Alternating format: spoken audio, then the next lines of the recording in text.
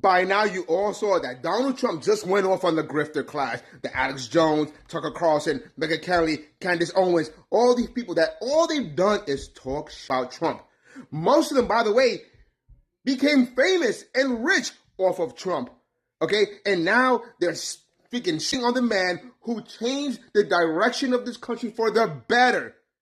No other politician ever done what Donald J. Trump has done.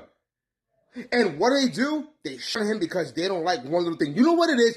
These people are trying to take the MAGA movement because they think once Trump is gone, the MAGA movement is going to fracture, and they're trying to grasp it. So if it is a choice between the president and Tucker Carlson among these voters, what do they basically say? Yes, the internet has been on fire after Trump sent out a tweet going after Tucker Carlson, Candace Owens, and Megyn Kelly. And I see exactly what is actually happening now. Some says he is saving them. When you take a look at what Tim Pool sent out, you all don't get it. Trump is saving them. He is casting them out of knowing that Democrat will come after anyone who support him after the midterm. This is Trump being magnanimous. Is it true?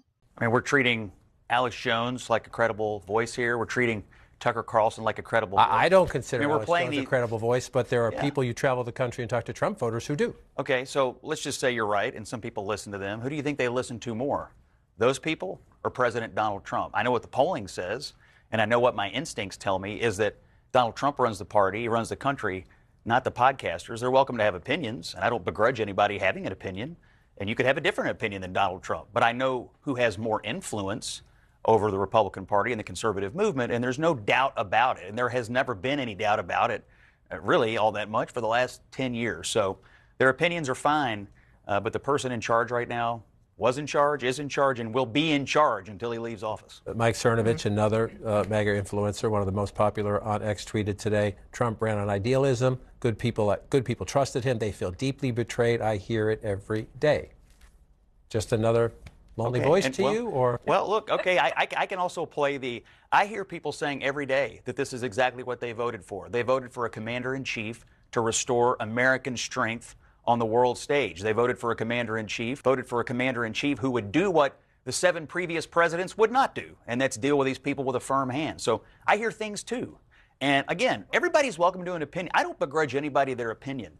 But you can't deny that Donald Trump has always been a hawk. He's always said he would never permit them to get a nuclear. Someone to send this tweet out. Internet personality exists to become avatars of emotion for selective tribal faction or market. If you want to make money and get followers, you find a commonality among people and become the avatar of that view. Sometimes people get lucky and naturally fall into certain spaces which result in genuine support.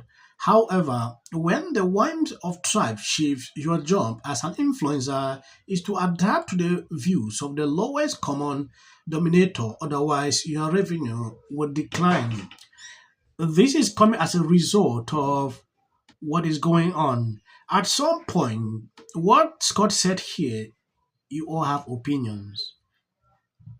Then I don't get it why Trump is going off on these people. Allow them to express themselves. The reason they are doing this is because of what is currently happening in Iran. Yeah, I've seen Tucker, Megyn Kelly, a lot of these people, they have been going crazy, saying what they believe in. I understand, and to me, they honestly have right to their opinion. Let's start off with Tucker Carlson, who has been in absolute free fall with Republicans. I mean, just take a look at this. Look at this trend line. Tucker Carlson's net favorable. Back in March of 2024, when he and Donald Trump were very close friends, look at this. He was at plus 54 points. Look at where he is today at only plus 7 points among Republicans, and that includes GOP-leaning independents. I mean, that is a drop of what, 47 percentage points. My goodness gracious. When you go up against Donald Trump and you want to appeal to the Republican base, to quote the movie Good Burger, you go on the grinder, and that is exactly what has happened to Tucker Carlson, who has absolutely collapsed among Republicans. So if it is a choice between the president and Tucker Carlson among these voters? What do they basically say? Yeah, they choose Donald Trump basically every single time. Look at this. Okay, the exact same poll, this UMass Lowell poll. Look at this. Net favorables among Republicans. Again, this is Republicans plus Republican-leaning independents. You see Carlson on the right side of your screen at plus 7 points. Look at where Donald Trump is, at plus 61 points. And this is actually a little bit low for Donald Trump. In other polls around the same time, he was even higher than this. Again, he is crushing Tucker Carlson. What is this? This is a 54-point advantage for Donald Trump over Tucker Carlson when it comes to who is more popular among Republican voters. And, of course, this is even just talking about the MAGA base, where Donald Trump is running an approval rating somewhere between 97 and 100%.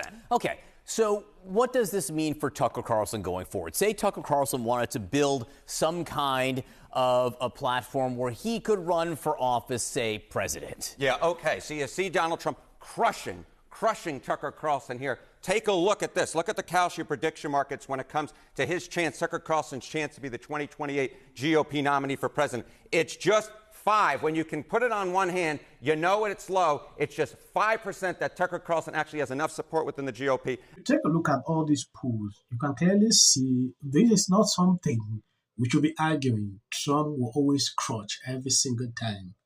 Tucker Carlson might just take up a little percent on Trump base. Megyn Kelly would take up a little fraction. Candace Owens would take up. That is it. But Trump is still very high up there. The problem is this. When it concerns elections, this is a time where two vote matters. Yeah, very important. At that time, you don't look at all these polls. Yeah, you need to bring people together. This is what I am struggling to actually see. If you look at what J.D. Vance is doing, his name is not actually featuring into all this. He is not coming out to debunk people. He's not, and a lot of people are calling him out on a conservative base. Like, why is J.D. Vance quiet?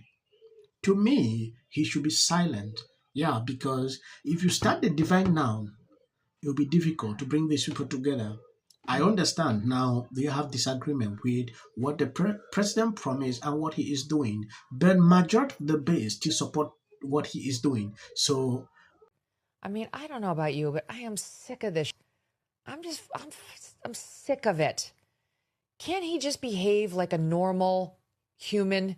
I mean, honestly, like the president, 3D chess, shut up. Shut up about that. Why now? People are questioning the timing of this. Well, first, enough is enough. This has been ongoing, and it's time for the public to refocus their attention on what achievements our First Lady has done. She's helping people over and over again. Americans are benefiting from her efforts. People in the foster care community, people from an educational perspective. Her achievements have been so wide. You've covered them here, whether it's international. First Lady Melania Trump. How much you didn't know, any particular reason you can think? Now, in the name of transparency. Release the damn files and release them now. Release everything. If this